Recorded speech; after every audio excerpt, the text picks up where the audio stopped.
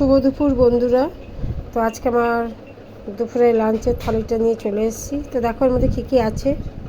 তো এর মধ্যে আছে উচ্ছে আর পেঁপে সেদ্ধ করে কাঁচা সর্ষে তেল দিয়ে মাখা আছে। তার সঙ্গে আছে সর্ষে পটল, তার সঙ্গে আছে একটা ডিম সেদ্ধ, লেবু লঙ্কা, পেঁয়াজ আর কুমড়ো ফুলের পাতা ভাজা। তার সঙ্গে আছে মুসুরির ডাল, পেঁয়াজ দিয়ে, লঙ্কা দিয়ে, ধনেপাতা দিয়ে, আর আছে পাঁচমিশালির তরকারি। এই হচ্ছে আজকে আমার দুপুরের লাঞ্চ। আর লেবুটা শুকিয়ে গেছে, যাই হোক খেতে হবে, লেবু লঙ্কা ছাড়া মুসুর ডাল দিয়ে খাওয়া যায় না।